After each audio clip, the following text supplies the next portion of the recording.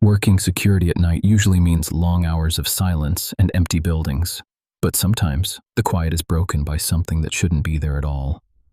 Tonight's stories come from security guards who experienced something deeply disturbing while working alone overnight.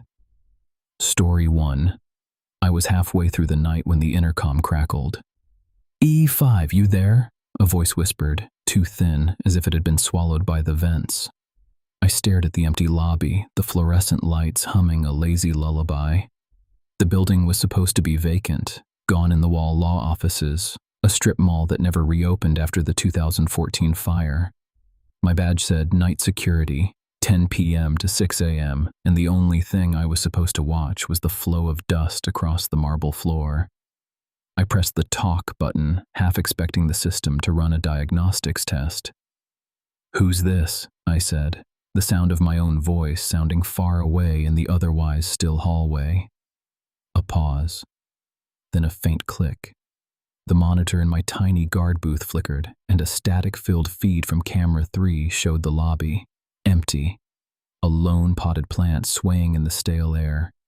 The intercom hissed again, this time a barely audible scraping like fingernails on metal.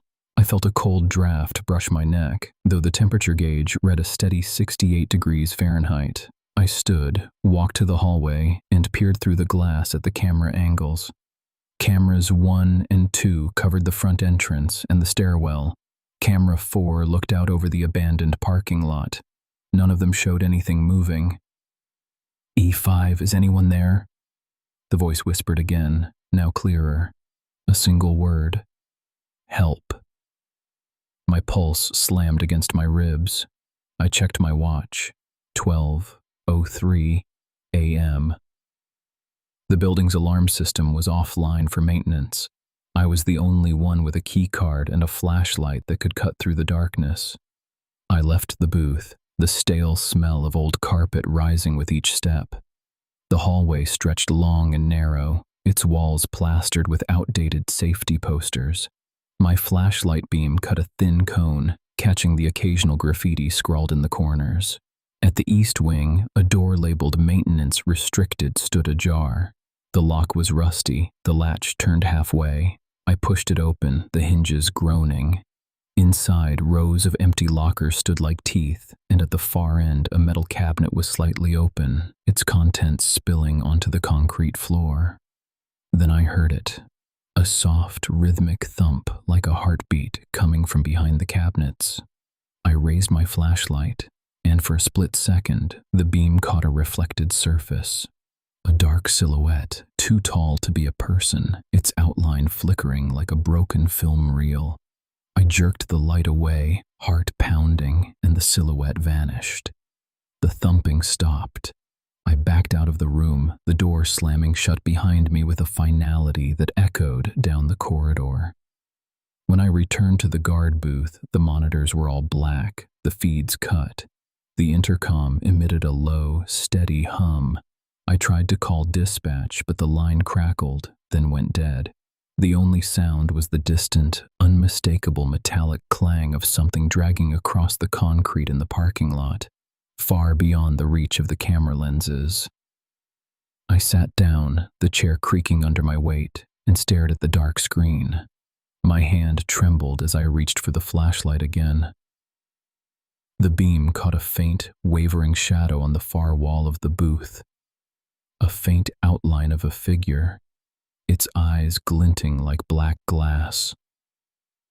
The intercom crackled one final time. A single, breathless word cut through the static. "Don't look." The lights flickered, the building shivered, and for a heartbeat the world seemed to hold its breath. Then everything went black, and the night stretched on, silent, except for the soft, relentless sound of my own breathing and the faint echo of a distant footstep, slowly, inexorably, moving toward the empty lobby. Story 2. The moment the main lobby light sputtered and died, a single, crisp click echoed from the security door. The sound of a badge being swiped. But nobody was supposed to be inside. I froze. the flashlight in my hand trembling like a nervous child.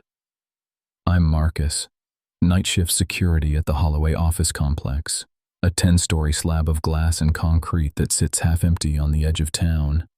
By 2 a.m., the building is a museum of silence.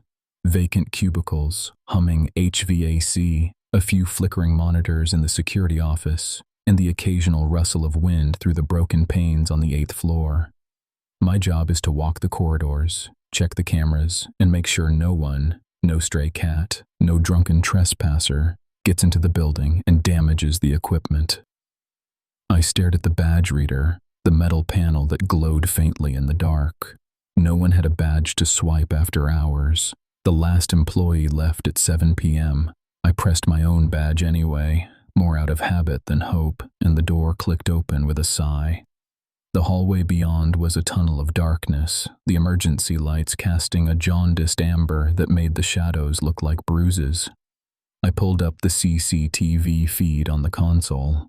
The screens showed static, a muted loop of empty hallways. The camera on the 3rd floor, the one that looks down the stairwell, was glitching, a faint white line crawling across its view. I leaned in, squinting. The line resolved into a shape, a silhouette slipping between the pillars, moving too fast for my eyes but too deliberate to be a trick of the light. I rewound the footage. Nothing. The timeline was clean, a perfect loop of empty corridors. A cold breath brushed my ear. I turned, heart hammering, but the hallway was still. The only sound was the low whine of the building's old ventilation system. I checked my radio. "All clear," crackled the voice of the supervisor, 20 floors below. "Stay where you are. Power's on a cycle. Lights will come back in 10 minutes. I set my flashlight to a narrow beam and continued down the stairwell, the metal steps echoing under my boots. Halfway down, the flashlight flickered, then steadied on a row of closed doors. One door was ajar, a sliver of darkness spilling out. I pushed it gently. The hinges whispered. Inside, the office was empty, but the desk lamp was on, casting a pool of light over a single file folder that lay open on the desk. I stepped closer. The folder was filled with photographs, candid shots of the building taken from the outside, the glass facade at dusk, the empty parking lot, the reflective glass of the 12th floor. In the middle, a photo I didn't recognize, a grainy, night vision image of a hallway identical to the one I was walking, but in the frame, a figure stood at the far end, half lit, facing the camera. Its eyes were dark pits, but the flash caught a thin smear of something glistening on its cheek. My breath caught. I turned the camera toward the hallway, but the screen was now black. The power cut, the emergency lights sputtering out one by one. The building plunged into total darkness. I heard the click again, the badge reader, the same crisp sound, only this time it was behind me. I spun, flashlight beam slicing through the black, and saw nothing but the blackness itself, as if the night had swallowed the corridor whole. The feeling of being watched tightened around my chest like a vice. The next thing I remember is the distant hum of the HVAC restarting, the flicker of a monitor coming to life, and a face appearing on the screen, my own, eyes wide, staring straight into the camera, but with a reflection behind me that was not my own.